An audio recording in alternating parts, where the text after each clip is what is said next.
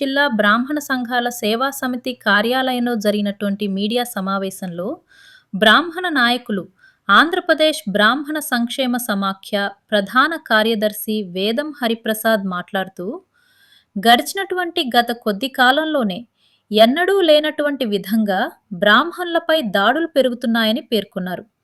విశాఖలోని 120 ఏళ్ల చరిత్ర కలిగిన బోడె సత్రాన్ని తరలించే ప్రయత్నం విరమించుకోవాలని డిమాండ్ చేశారు.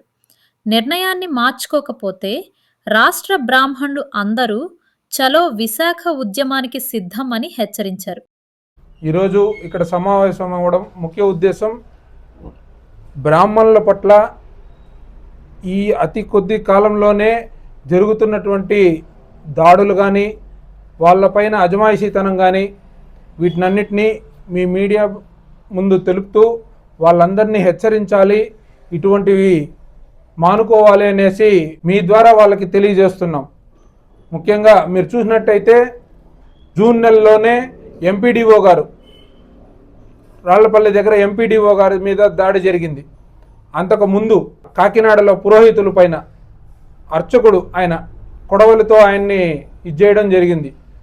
తర్వాత కదిరిలో అర్చకుడు ఆత్మహత్యకు పాల్పడతాను, అక్కడున్న స్థలాన్ని కబ్జా చేస్తున్నారనేసి ఆయన సోషల్ మీడియా ద్వారానే మనకందరికీ వీడియోలు పంపించారు. ఇవన్నిటినీ మీకు ప్రత్యక్షంగా చూపించడం జరుగుతుంది. అలాగే ప్రస్తుతం ఒక 2 రోజుల క్రితం విశాఖపట్నంలో బోడమ్మ గారి సత్రం, అంటే ఇక్కడ అపరకర్మలు నిర్వహిస్తారు. ఈ సత్రాన్ని తాళం వేసి అక్కడ ఉన్నటువంటి బ్రాహ్మణులందరినీ బయటికి పంపే స్థానికులు కానీ కార్పొరేటర్లు కానీ చొరవ తీసుకోవడం జరిగింది. ఇది మీరు చూసినట్టయితే ఇప్పుడు నేను చెప్పిన ఈ అంశాలన్నీ కూడా ఒకదాని తర్వాత ఒకటి ఇట్లా బ్రాహ్మణులు వీళ్ళు ఏమీ చేయలేరు, వీళ్ళు చేతగాని వాళ్ళుగానే ఉన్నారు, వీళ్ళని అనగదొక్కచ్చు అనే ఒక విధంగానే వీళ్ళు ప్రతి ఒక్కరు ఎవరైతే ఈ బ్రాహ్మణ ద్వేషులు ఉన్నారో వీళ్ళందరూ చర్యలు చేపడుతున్నారు. ఇది రాష్ట్ర సంఘాల తరపు నుంచి మరియు హిందూ సమాజాల తరపు నుంచి మేము తీవ్రంగా వ్యతిరేకిస్తున్నాం. ఈరోజు ఆ బోడమ్మ గారి సత్రం ఇప్పుడు కాదు, 120 ఏళ్ల క్రితంగా అక్కడ అపరకర్మలు నిత్యం నిర్వహిస్తూనే ఉన్నారు. ఒకప్పుడు ఊరి చివరి ఉండింది, ఈరోజు జనాభా పెరగడంతో అది ఊరి మధ్యలో రావడం. అక్కడే కాదు, మన తిరుపతిలో తీసుకున్న లీలామాల దగ్గర ఉంది, అట్లే రాజమండ్రిలో కూడా సెంటర్లోనే ఉంది, ఇట్లా ప్రతి చోట ఉన్నాయి. అట్లనేసి దాన్ని పంపించేసి అది ఈరోజు కోట్ల విలువ చేస్తుందనేసి బ్రాహ్మణులు అక్కడి నుంచి తరవడం సమంజసం కాదు. అలాగే దీన్ని తిరిగి అక్కడ విశాఖ బ్రాహ్మణులకి అప్పజెప్పకపోతే ఉద్యమం రూపంగా చలో విశాఖ కూడా రాష్ట్ర బ్రాహ్మణ సంఘాలు సిద్ధమవుతాయని మీకు తెలియజేస్తున్నాము. 120 రోజులు దానికి పరిధిని పెడుతూ అల్టిమేట్ జారీ చేశారు. ఈ 125 రోజులు అబ్జర్వ్ చేసి మళ్ళీ మిమ్మల్ని తరలిచ్చేస్తామనేసి. ఇవన్నీ కాదు, మేము మళ్ళీ చెప్తున్నాం, ఖచ్చితంగా ఆ భవనం 120 ఏళ్ల క్రితం స్వాతంత్ర సమరయోధుడు దానం ఇచ్చిన భవనం అది. దాన్ని ఖచ్చితంగా బ్రాహ్మణులకి, అది కాకుండా అక్కడ అపరకర్మలు ఎవరైతే ఇప్పుడు పితృలు చనిపోతారో వాళ్ళకు వచ్చే కర్మలు నిత్యం అక్కడ నిర్వహించేదానికి పురోహితులు, బ్రాహ్మణులైనటువంటి పురోహితులు అక్కడ ఉండి మీకు చేయిస్తున్నారు. వీటినన్నిటిని దృష్టిలో పెట్టుకోండి. ఇది హిందువులకు సంబంధించిన కార్యక్రమం.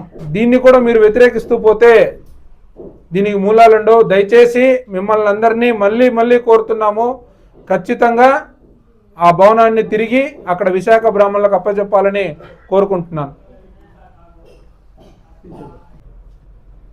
120 సంవత్సరాల క్రితము ప్రముఖ స్వతంత్ర సమరయోధులు శ్రీ తెన్నేటి విశ్వనాథం గారు హిందువుల యొక్క అపర కర్మలు, అంటే గతించినటువంటి పితృదేవతలకు, తల్లిదండ్రులకు, వీళ్లకు దాన ధర్మ పిండ ప్రదానాలు చేసుకునేందుకు, కర్మలను చేసుకునేందుకు ఒక భవనాన్ని కేటాయించారు, దానంగా ఇచ్చారు.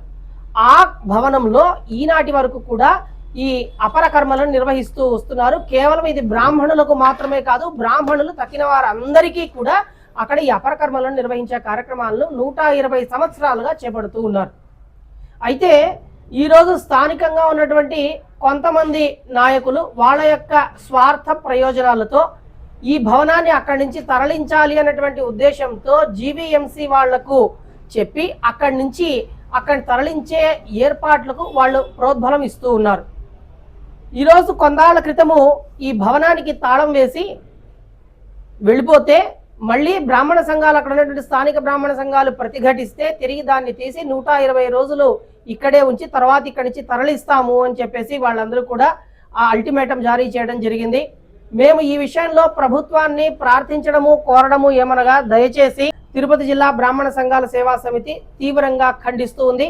ఇదే విధంగా కొనసాగితే రాష్ట్ర వ్యాప్తంగా ఉద్యమాలు లేవదీయడానికి కూడా బ్రాహ్మణులందరూ కూడా ఏకంగా ఒక్కతాటిపై నిలిచి ఉన్నారు అని చెప్పేసి రాష్ట్ర ప్రభుత్వాన్ని కోరుతూ, దయచేసి ఇప్పుడున్నటువంటి ప్రాంతంలోనే, బోడమ్మ గారి సత్రం ఉన్నటువంటి ప్రాంతంలోనే కొత్త భవనం నిర్మించవలసిందిగా రాష్ట్ర ప్రభుత్వాన్ని కోరుతూ ఉన్నాము. విశాఖపట్నంలో జరిగిన సంఘటన తలుచుకుంటే చాలా బాధ అనిపిస్తోంది. 120 సంవత్సరాల క్రితము విశ్వనాథ శర్మ గారు దానం చేసిన భవనాన్ని ఈరోజు అక్కడుండే స్థానిక నాయకులు కానీ, ఆ జేఎన్సీ సంస్థలో కొందరు కలుసుకునేసి ఆ స్థలాన్ని బ్రాహ్మణుల దగ్గర నుంచి లాక్కొని ఎక్కడో బయట, ఊరు బయట ఎక్కడో చేసుకోవాలా అని చెప్పడము చాలా దయనీయంగా ఉంది. రాష్ట్ర ప్రభుత్వాన్ని మేము కోరుకునేది ఏమంటే, ఆ బోడెమ్మ గారి సత్రము ఎక్కడుందో అక్కడే ఉండేటట్టుగా చూసుకొని ఆ సత్రాన్ని యథావిధిగా అదేవిధంగా నడిపించాల్సిందిగా కోరుకుంటున్నాము.